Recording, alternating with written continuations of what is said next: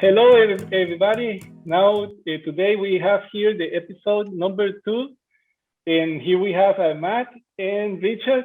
If you guys could tell us about our audience is only for SaaS company owners, and we wanted to know a little bit more about your SaaS company and how the name came out, and a little bit of history about the company, and where are you at this moment? Very good. Yeah, happy to kick things off here, and then I'll turn it over to Richard. Richard will give you the story on how we got to the name Coldlytics and where we come from. But just to know here, guys, what we do, we're a data provider, and we have an emphasis on providing quality data in a way that's fun and fast. So we provide up to 1,000 double verified email leads or phone contacts or cold calling within 24 hours, and it's all on a self-serve website, which is coldlytics.com. Now, how we got to the name and where we started from, I'll pass that over to Richard. I'm based in New Brunswick, Canada. I'm about an hour from the state of Maine in the US. And Richard, you're over in London. I'll let you take it from here. That's right. Thanks, Lorenz, for having us on. So Coldlytics came about. I am fairly active on, intermittently active on indie hackers. And I met Kirill, who is our other co-founder, who's based in Russia. I met Kirill on Indie Hackers, and he was looking for a co-founder. He had been doing a lot of essentially like data mining for these mainly crypto companies.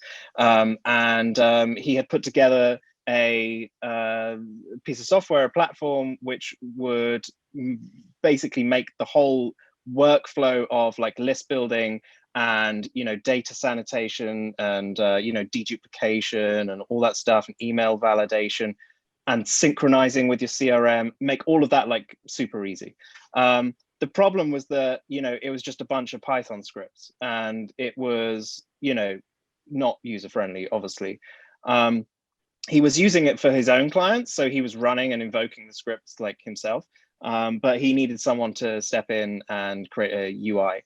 And so, that's when I stepped in and started working with Kirill on that. And since then, we built Coldlytics.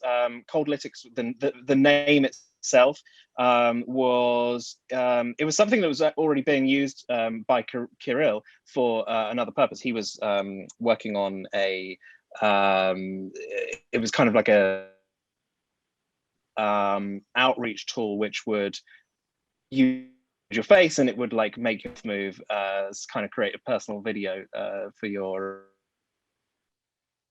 he called it Coldlytics, and I thought that's an awesome name. We have to use that name. It's really, really good. It's great. You can, everyone, there's no spell, coldlytics.com. Great. So created a brand, created a logo, threw up the app, and then we met Matt. And Matt came on board. We're all equal co-founders, Matt was basically threw fuel on the fire when it came to finding new customers. So Matt's been really like leading our whole like sales, marketing, everything drive for Coldlytics, and so that's a very brief of how we got here. We launched the app in like February this year. The initial version took us about four weeks to build, and since then we're just slowly growing our paid subscribers, and really on data quality and making sure that we provide ultimately the best out there. So that's where we provide an edge. That's amazing. And what's really the problem that you are solving with your SaaS company at this moment? What you do different than your competition, and why, if to the audience that are listening to us, why they should use your SaaS company? Yeah, happy to elaborate here. So that one. Go ahead. Sorry, I cut you off. Yes. Yeah. So there's a delay. Go for it, Matt. Okay, sure thing. So there are three main ways to get data in the marketing world. And the first one is using a subscription database. And I describe a subscription database as speed dating for business prospects, because everybody sits down in front of the same person really fast, hits them with their pitch in their inbox or their cold call, and then the next person does it the same day even. So everybody's buying the same list, reaching out the same list, and it will convert at a certain percentage. But speed dating is not for everybody. It's not how most marriages form, and that's probably not how we wanted to put our mark in the world either. So databases are one approach of getting data. The second most common, I would say, are automation tools. There are a world of tools that pretty much all do some variation of the same thing, which help you find contacts for companies in some fashion or another. And automation is great. It's time saving, but on the back end, there's a whole lot of cleanup and management of the process that you have to do. And I kind of use the expression, it can be garbage in, garbage out. If you haven't really honed in the list or whatever it is that you're starting with before you run your automation tool, then you just get everything and you spend as much time cleaning it up as you could have paid somebody to go and research it manually. And that's the third most common way to do it, is to actually hire a freelancer or a researcher to go out and collect this information one by one, website by website, blog by blog, to try and get this information. And so I used to source over 100,000 contacts every single month. I've sourced a whole ton of data, and it was probably one of my biggest pain points in the outbound marketing process. And so what I found was Coldlytics was doing something that was a hybrid of all these things. Coldlytics comes together in the middle of all of those three approaches. We leverage what exists on the internet. We leverage automation through a team of real humans. So we bring human intelligence into the process. That way we're not collecting garbage, and that way we're only filling out the cell values of our databases with exactly what you're looking for. So we have over 150 researchers that fulfill on our clients' list requests. And within 24 hours of getting that list request, we double verify up to 1,000 records, put it in a database, and hand it back to the user.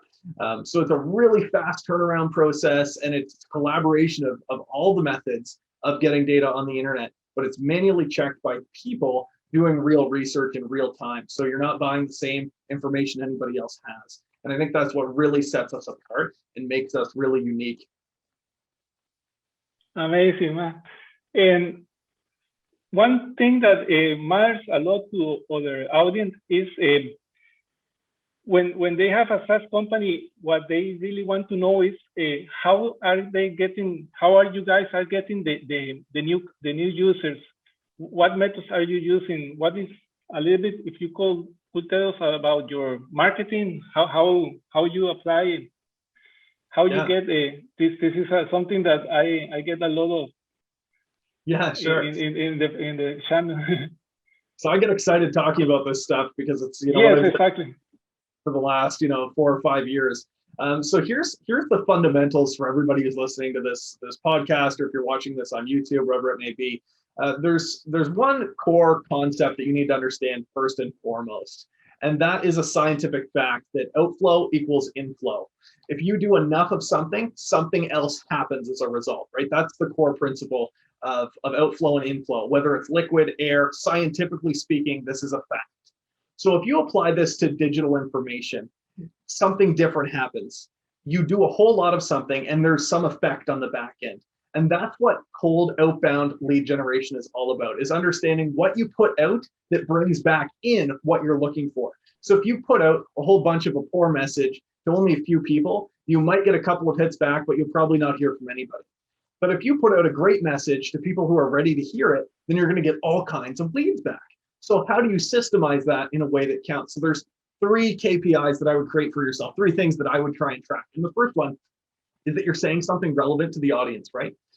Say something that matters, gets their attention, helps them. That captures people's attention. The second thing that you need to do is, of course, be saying what you're saying to the people that need to hear it. If you have a great message, and I use the analogy, if you knock on a church door to sell pet food, nobody at that church door wants to buy your pet food, but you could knock on everybody who's in that church's personal door 2 hours later after church, and half of them will buy your pet food. Why? Why didn't they buy it at church? Why didn't they buy it there? Because the way that you approach them, the way that you sent your message really makes a difference. And Coldlytics has some really unique strategies that we play on that. So the first thing is saying something valuable. The second thing is doing that to the right people. And then the third is that you're doing enough volume. If you're doing enough outbound messaging, you will generate the amount of interest back. You could even be poor at communicating. You could even reach out to a few of the wrong people, and you'll still get leads back in the door if you do enough volume. And it just becomes a matter of measuring. How many messages do I need to send on Facebook, LinkedIn, Twitter, you name it, wherever your audience may be, before I get enough replies back? And a percentage of those replies are going to be people saying, yes, let's talk, let's get on a call, let's get on a demo. And so that's what we're doing. We're leveraging social platforms like LinkedIn and Facebook. We're leveraging our Facebook group. We are using cold email as one of our main channels. And we're just putting lots of outbound messages out there and then watching what comes back, measuring it, and improving it. So again, to just summarize for everybody here, the three things you need to do are talk to the right people, say what they want to hear, and do that at scale. If you don't do that last component of doing it consistently over and over and over again, you're not going to get the results, and you're going to see peaks and valleys, peaks and valleys. And there's already peaks and valleys when you do anything consistently, right? You could send out 100 messages every day, and Monday will be your busiest day. So imagine if you send 100 messages for 2 days, and then you stop for a week. You send another maybe next week. Man, are you going to experience some really, really highs and really, really lows? And you can start to balance that out if you're measuring things and doing these actions consistently. So this applies to any business, particularly SaaS as well, and that you need to get out there in front of your audience, because the alternative that everybody talks about is the sexy inbound marketing. And it's really cool to talk about, and we do this SEO and put out these blogs, and it works. It converts. It's great, but it doesn't give you the control. Unless you're so good at SEO that you can say, I post 5 blogs and my following or my visitors go up by X%, you don't have control of who's reading it. You don't have control of how many people read it, but you do have control in outbound marketing of the process. So if you want to have control of your sales and the growth of your business, you need to own the process and do religious outbound messaging in some fashion. And it doesn't matter how you do it. You print flyers and put them on cars and parking lots for all I care, but you've got to do it consistently and at scale if you're going to get those results. That's amazing, because a lot of people ask me if the quality of the content should be top of the top, like in videos or you name it, like top quality content, because this is where the SaaS company get the new users. So what do you think about the quality of the content should be in order, or because you name that there's also other options that normal emails, or but you think also the quality could help getting more users, or? Quality helps as a percentage. I look Exactly. at this. If you're comparing growth of your business to walking, biking, or driving, the only difference between the car and the bike is how fast the wheels move, right?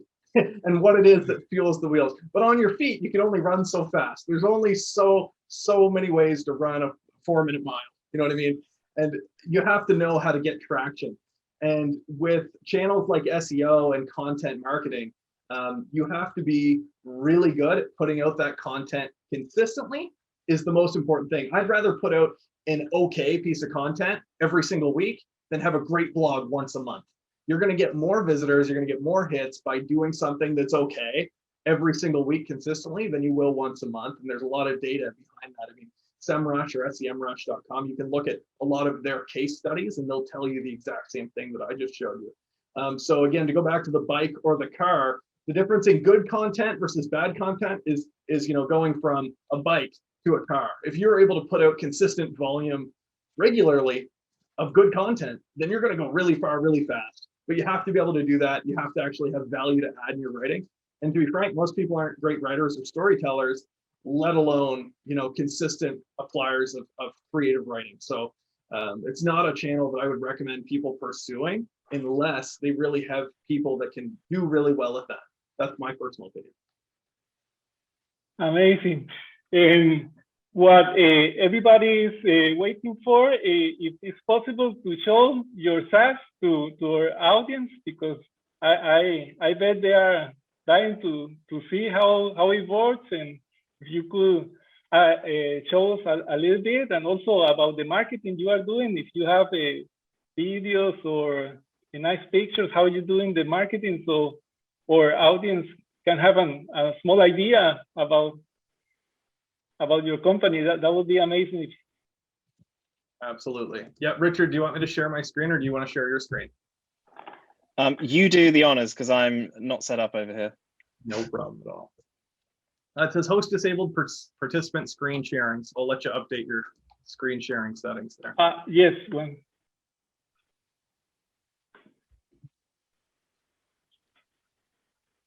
Yeah, I think it was an interesting point, what you were saying, Matt. You know, like, I think, you know, we tried, you know, content marketing, posting on forums, posting blogs, posting, you know, pretty much everywhere at the very start of launching Coldlytics. And, you know, we got a lot of traffic, but it really wasn't targeted. And like a lot of users just really struggled to use our system because they just weren't familiar with outreach, or they weren't familiar with, you know, with list building techniques and whatnot.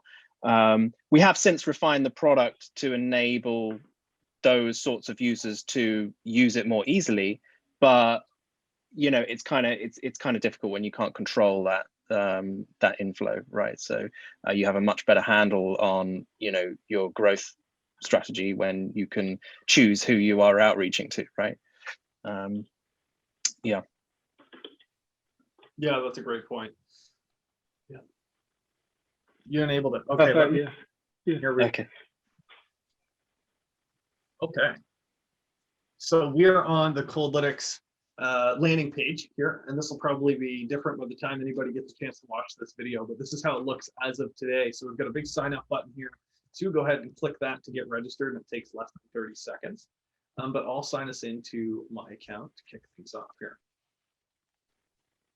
So once you're signed in, this is what your dashboard will look like. So these are demo examples that I have done. This is just my demo screen here. When you first create your account, this is blank, and there's a button here to get started. So we're going to jump right in and make our first task. Now, a task is simply what you're looking for out of your new database, out of your new list. This is what a task is. You're tasking our research team with your list requirements. It's really that simple. So under total leads, we're going to come here and set the amount of contacts we're looking for. So if you need a database of 1,000, you know, email marketing companies in Seattle, if they exist, then you can go ahead and put in 1,000 email marketing companies. So for this example, leave it at 1,000. Max leads per company. I get a lot of questions on this. Max leads per company is simply this. If you're reaching out to a bigger organization, there's a good chance some of the key decision makers that you want to reach are in different buildings, in different cities, or at least different floors or different parts of an office. If you're reaching out to a small business, chances are those same people had lunch together and they walked into the building and locked out the building together, and it's a much closer knit community. So those smaller businesses, I'm only probably going to shoot my shot once in that business and try to figure out, hey, is this a fit for me? But if it's a bigger company that's a little bit more established, I want to reach out to 2 or 3 people in that group, maybe more, if I'm open to different contacts. So let's say we're reaching out to a larger company. You could set this to 2 or 3 people that might be decision makers. Next, we'll come down into general targeting. Now we have a target audience meter here on the right. This is a nice indicator of how large your audience may be, but it's only a prediction, and I take it with a grain of salt. If it says it's too small or it's huge, that's great, but I wouldn't worry about it. I wouldn't let that stop you from submitting your list. Our research team will take a look, and if they think it's too small, we'll simply let you know right away. So that's how the target audience meter works here on the right-hand side. Now, under countries, this is our first parameter. You can set any countries. We often get questions like, hey, are you able to work outside of Europe or in the Virgin Islands? Do you have access to data here and there? And I'm surprised at how many different countries people are looking for data in, but there's no limit on what country you can reach out to. I just always refer people back to, if you're doing email marketing, make sure you're following the laws of the places you're emailing, because countries like Canada and Germany are not going to take very nicely to your cold email. So know what you're doing when you're reaching out to new countries, and that's the only guideline we have. You can add as many as you want. So for this example, we'll just enter Canada and United Kingdom, and Lauren's, you're in Germany, so we'll enter Germany. And next you can jump down into industry. So you can input an industry here. You know, for the sake of this example, I'm going to leave this blank. Job functions goes to where they might work within the business itself. And then you can come down to seniority level, which is what level of decision making are they? Are they just the staff? Are they middle management, directors and executives, or the owners and founders? So often people are just taking, everything that's a D level higher. Now you can set your company headcount here as well. This is a great metric, and you can look up online your industry that you're serving, what the average revenue per employee is, and work backwards. So if you know that you work with companies consistently who do more than 1 million in revenue, or who do more than 50 million in revenue, you want to know roughly how big that company is from a headcount perspective. And here's why. I get a lot of pushback on this, but I'm pretty strong believer on the headcount. Here's why. The headcount is a publicly accounted metric. Online, companies love to submit revenue. They're a private company. They can say whatever they want about their revenue, and nobody can hold them accountable except their own accountants and the CRA or the IRS or whoever the tax authority is. Nobody else is going to call them on it. But employee headcount is updated on places like LinkedIn and Glassdoor as people move through companies and change their jobs. So you can get a pretty good indication if you know in your industry that maybe the average revenue per employee is $100,000. If that company has more than 10 employees, then you know they're making over $1 million statistically. That would be a proven fact. So I would take that information into account and set a headcount for the company size you want to reach out to. A lot of people say, hey, headcount isn't relevant for us. It doesn't help us target who we're reaching. We serve people in a very small 1 to 2 person business all the way up to a Fortune 500. And that's fine as well. So that's the use case for company headcount. And I've harped on that for a reason, because I think there's a lot of confusion around revenue and headcount. Do I use both, just one? I trust headcount more than I trust revenue. And if both exist, I'll apply both unless my market is too small. With that said, we'll jump down into signals. This is where things start to get fun. And I could really go on a tangent here, but I'll keep it really straightforward for the sake of this use case, guys. So we have provided you with a number of different ways to reach your target audience in a way that's better than simple demographics. All your competitors are plugging in their silly Sallies who work in Silicon Valley, and they're in a company of this size, and that's great. It works, right? That's why people do it. But at the end of the day, it's much better to have a warmer introduction point from a cold email or cold call, whatever it may be. It just adds more value to the conversation. And if you're talking to a fairly large total addressable market for your business, then there's no reason that you shouldn't take a more strategic approach. If you're so narrow and it's like, hey, we only work with, the government sector in such and such a state, it's like, okay, great. Obviously, there's not that much to leverage on that small audience. But if you've got a bigger audience, you should. So take the example of, this is in one of our YouTube videos that you can watch. I go through and I show you how to create a search for companies that had just completed their Series A funding round. Somebody wanted to reach out to companies that had just completed a Series A funding round because they were able to provide X, Y, and Z service after that triggering event. If they'd raised more funding down the road, didn't work for them, but it did with Series A. So they put a link into a Google News result here that was simply keyworded Series A funding. That was it, or software Series A funding. And then they put that in, and down here, they applied a very quick summary of what they were looking for. So they said, looking for companies who have completed their funding round, please exclude rounds B, C, and D or other types of funding, Series A only. And just a quick note here on the additional notes section, this is where you put in plain English what you're trying to tell our research team to collect for you. I've skipped over a few other things. Again, we can happily provide content on this, but for the sake of everybody's time, we'll go to the next screen. Now, this is where we tell our research team what is the information we actually want to extract on each of those contacts. What are we going out and looking for? What are we going to find? So by default, you're always going to get a first name, company name, job title, and email address for these people. But for a lot of organizations, they need more than that. So you can come in and select last name, phone number. We've got LinkedIn profile, company LinkedIn profile. Questions come around this. What's the difference? Company LinkedIn profile is the company page, like a Facebook page, and the individual LinkedIn profile. That's the differentiator there. And then company website, of course, is valuable. If you need something like city or state, all you do is just type in city and hit enter. If you need the state, or if you're doing multiple countries, it'd be good to know what country they're in. You can enter country. It's easy as that. So all of these will become headers on the database we provide you. So with that said, let's jump to our next screen. And this is where we review the task that we've just made. So I used to go over this pretty quickly until one day I realized I had a whole other country in here that I was not interested in marketing to. So just take, half a second and look over it very quickly, because this is what your database will be. Now, at the bottom, we have a spot for you to enter your task names. We'll just call this test task.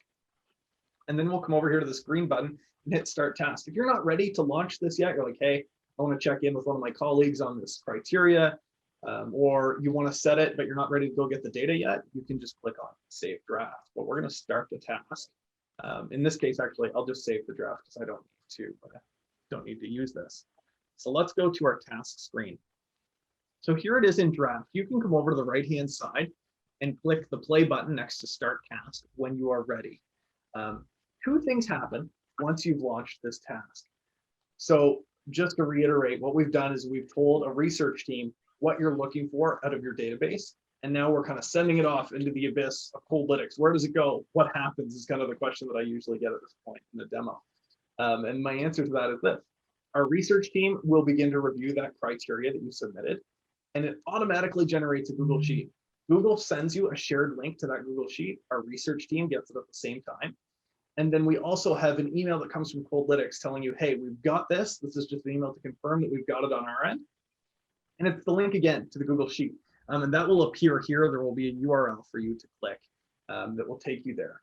So at this point, you don't have to do anything. You can leave the Coldlytics dashboard, you can close out the screen. You don't have to do anything because within the next 24 hours, we will have built out that database, sending you a follow-up email to let you know it's all verified data and it's ready to go. So long-winded, I know I went really, really fast, and if you want me to circle back on anything, I'm happy to, but that is a very quick demo of how to use Coldlytics. Amazing, Matt. And could you show a little bit your social media to know a little bit about your content? Also, so our audience can have a look about what you guys are doing to get more users. Yeah, that would be also interesting for our audience, and maybe you can tell us why this is working, or maybe why this is not working. What pieces of content works better for your SaaS company? Definitely happy to do that. That would be interesting. Yes. Yeah, I'm happy to share this with anybody who's watching. Obviously, you're curious about how to grow your business and whether Coldlytics fits or not. What I'm going to show you here is applicable to your business, and you don't have to use Coldlytics to do this. So when it comes to leveraging social media, there's two kind of angles. One is that you can do the direct outreach through social media. And then I guess there's three. The other is you can get an inbound strategy by just posting good content and have people engaging and sending you messages, and that works too, and you should do that as well.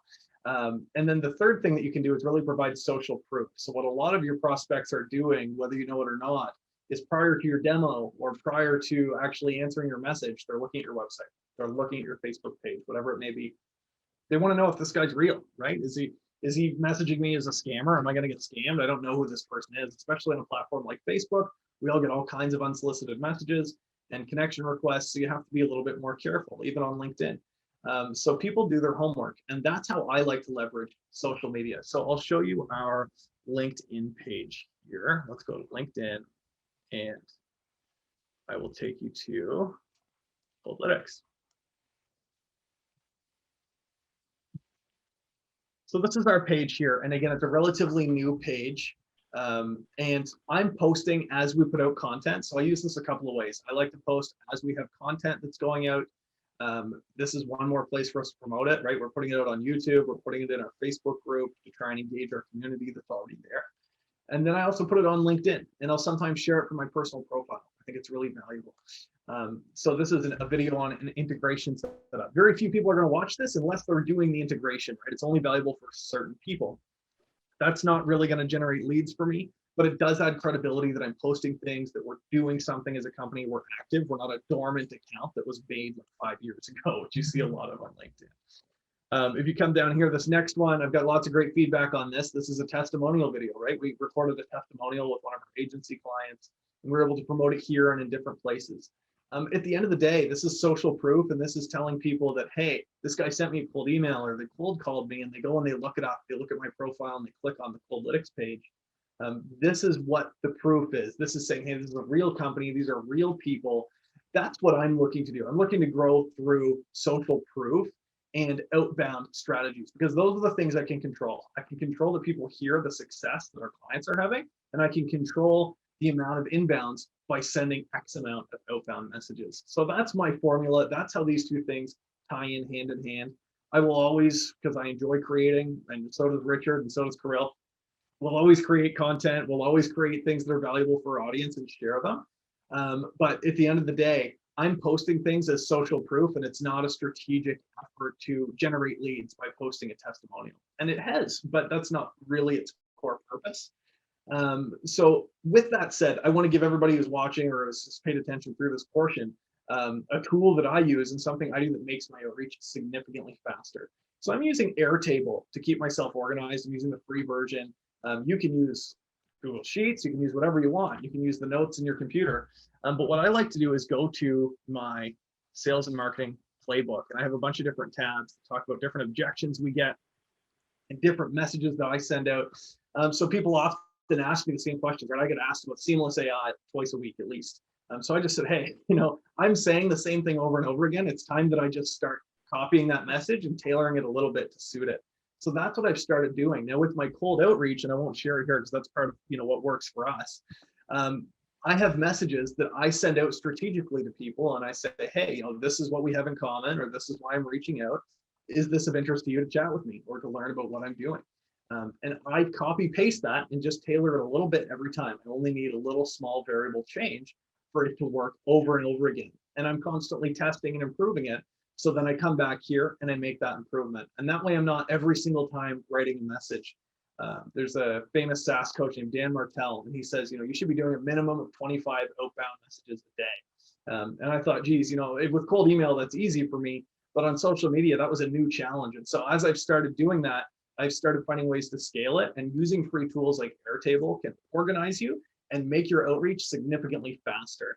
So, be efficient, find innovative ways to make your sales process enjoyable, and enjoy the process, because I've heard somebody say, you'll never control the close. As good of a salesperson as you think you may be, you'll never control when somebody closes the deal with you, but you do control the process. You control the amount of messages you send, follow-ups, you name it. So you have to fall in love with that outreach process. And if you don't enjoy the type of marketing that you're doing, the type of sales that you're doing, then change your process. Find something that you enjoy, because you're going to burn out really fast trying to grow a company doing something you hate. So don't try to start a YouTube channel and try to start a Facebook group and try to start a podcast and do all these things if you hate talking, right? Why would you start a podcast if you don't like talking? But you need to find something that works for you and double down on that first.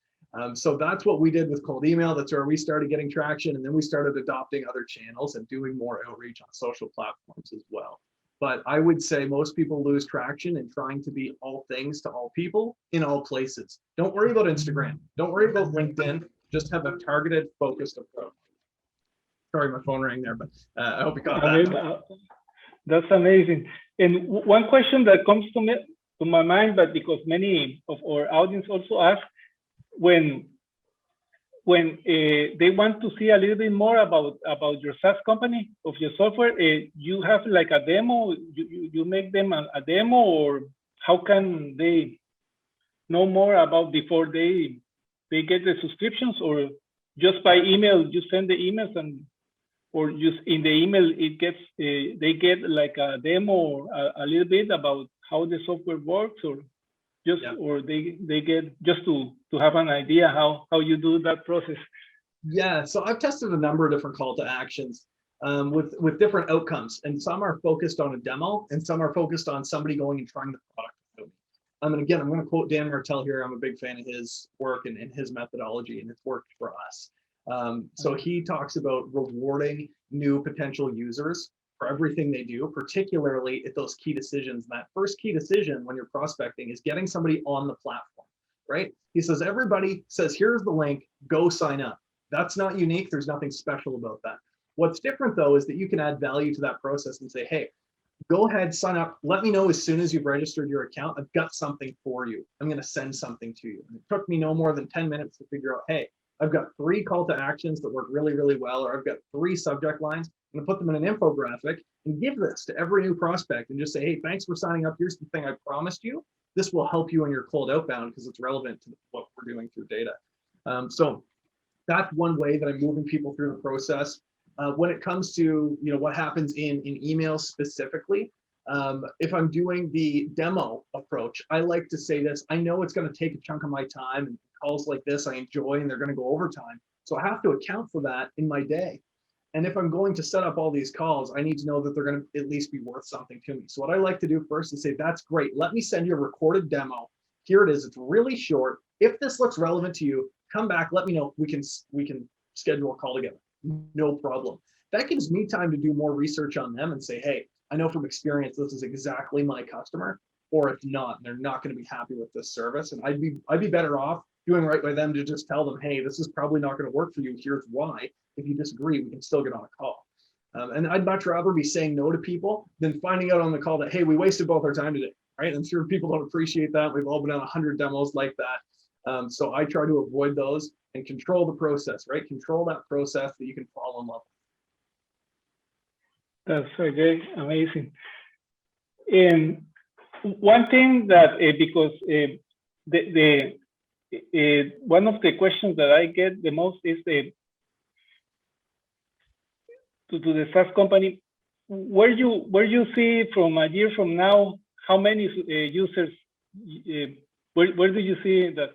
If we talk in a year from now, how many users would you love to have for, what would be the goal for you guys for 1 year to, and explain a little bit what's on your mind to achieve that, because most of our audience, they really want to achieve also certain amount of users, but they don't have like a strategy, or they are a little bit lost. They are try and error each day, but wanted to know if you guys have a strategy, and if you, what are you implementing to achieve that goal for next year.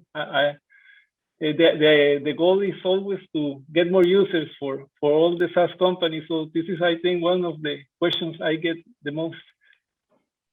Yeah, so I take two angles on this, and I'm going to disagree with the first thing I say, but I'll tell you what the common and probably more widely answer to this question is. And if you're familiar with Grant Cardone, he's a widely respected thought leader in sales. In the sales, exactly. Yeah, so he talks about 10x. Everything is 10x. 10 times. Yes. The methodology there, and it's a great book, The 10x Rule, talks about really the biggest pitfall in his eyes for most people is that they don't actually reach out to do anything bigger. They set the goal so low, and it's never big enough that they don't ever exceed their goals because they're not trying for anything that big. And so this whole 10x mindset of really going really far and doing 10 times everything you can is a great approach, especially if you're not sure where to get started. Just start doing more, and that outflow equals inflow effect will happen, right? That's the methodology there. But my personal opinion is I would rather, and so for today, this morning, we're at 110 users. It'd be great to meet 1,000 users a year from now or more than that. But the way I'm looking at it, I would rather go from 110 to 150 users next year and have 40 users between now and then absolutely fall in love with us, scale their companies with us, and utilize our service with those 40 people and have an intimate relationship with them. As long as there's a healthy volume there, I have peace of mind with that at night. And if one person turns and moves on to another product, that's okay, right? I have control of the process again, and that's what it all goes back to, is having control of your business variables where you can, so that we have that peace of mind. But that's my perspective, is I'd like to grow at a rate where it's nice and we have intimate relationships with all of our users. And I hope we get to a point where we just don't have that luxury anymore. But I think in the near term, where we do, we'd be taking this time in life for granted to not have those relationships and not attempt to do that. So that's my perspective, and Richard's as well, I think. Anything to add on that, Richard? Yeah, no, totally to echo that. I think when you're operating at scale, it's very difficult to almost like craft your product around the consumer, because you're just not as close to them as you would have been if there were like 100 users, right?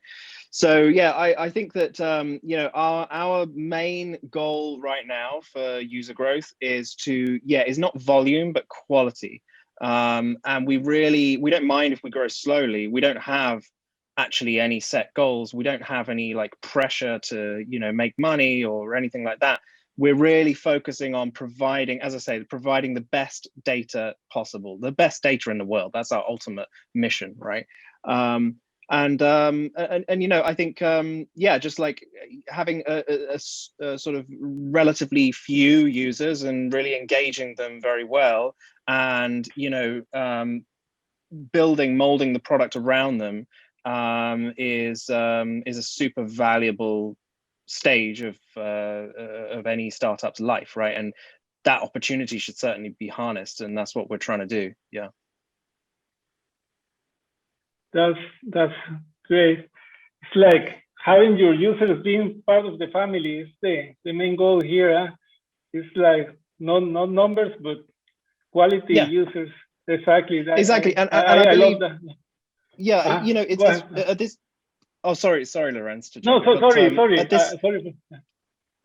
at this very early stage, you know, the early stage users that we have are really, you know, absolutely essential to the direction of our business, to the future growth of our business. Like, we want to make sure they are passionate, you know, because then, you know, Coldlytics will grow in the way that we want it to. You know, our passionate users, initial users, will refer people. We want that like viral effect, you know, that network effect of growing. And you know, I think yeah, as I say, like with you know 100 or 200 users, it's very it's a good opportunity to do that, to make sure that the foundations are very solid, both in terms of product and both in terms of the kind of users we have before we grow out. That's great. And so something that you want to share with our audience, maybe something funny that happened in this process, or something that happened with the clients that, or some inspiration, or also some motivation for sometimes it's a lonely road being the owner of a company, and maybe some motivation or something for our audience that let them keep going and what you say, I love that you take care a lot of every users. That's very important, and I think that's I love it from your company side. That's one thing I want to take out from this conversation to our audience. And if you want to say something to our audience to motivate them. Yeah, I think that the main change, there was a very important like change of mindset when or sort of realization when I worked on Coldlytics, when we built the UI and built the initial platform, compared to, you know, previous projects that I'd worked on. And that is that I suddenly realized that you don't start working on a product until you actually launch it. Like, when you launch it, that's when the work starts. You know, launching it is just, it's literally just the groundwork. It's just the preliminary, it's just preliminary work. The real work of like building a customer base and actually, you know, and pivoting and iterating your product, that's what starts when you first launch it, if you see what I mean. So I think that was like it was just a big sort of aha moment for me, because every previous startup that I've worked on, I spent like, with one project, I spent like 2 years working on it, you know, and we had a really high, we were selling like very high price point items, and it was difficult, and, you know, we weren't sales guys, and we ultimately made very few sales and, you know, shut it down. And with Coldlytics, you know, we worked on it for the initial product for 3 weeks, and we launched, and it was not perfect, and there were like loads of bugs and all sorts of stuff went wrong, but that was fine because people knew we were early stage. Like, a lot of the people who came to us, you know, came from like sort of startup communities and stuff, so they were testing things out. It's just super important to just launch before you're ready, you know, iterate fast, get people using it as soon as possible, because, I'm sorry, you might think you're the best in the world at like, the best visionary in the world, but like, it's going to be, whether you like it or not, your product is not going to fit like hand in glove. So you really need to launch as soon as possible. That's My 2 amazing. cents. And Matt, you have any final thoughts for our audience? Sure. I think Yes. one thing that I'll leave us off with is this. Yes. There's a significantly underappreciated, underutilized perspective on the value of collaboration with people, and I think it's something that's maybe it's overdone. Maybe that's why. Maybe we just see it everywhere, and so we take it for granted. But the existence of companies, the existence of teams, the existence of countries exists because people came together.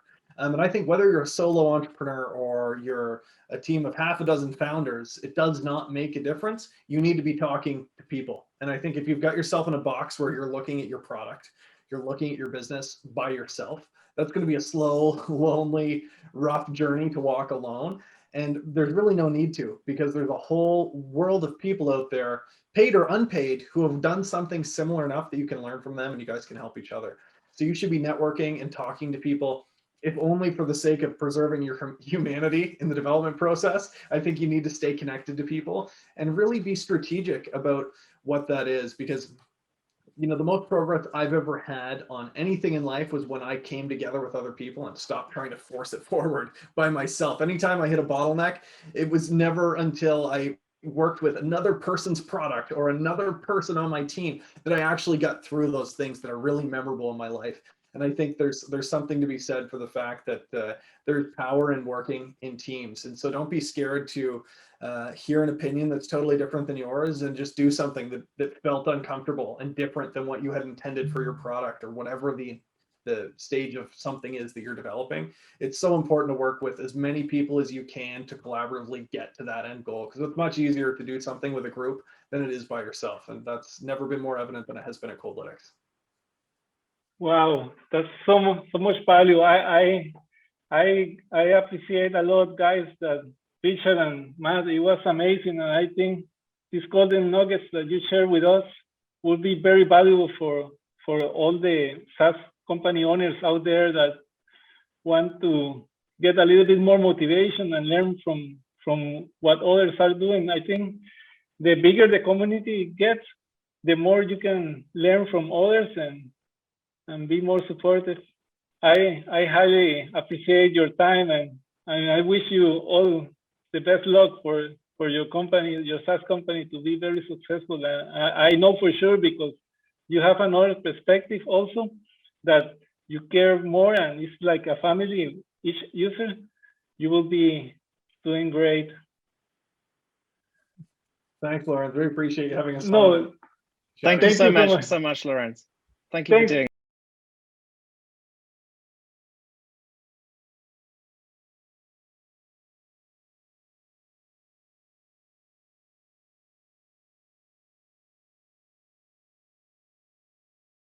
it.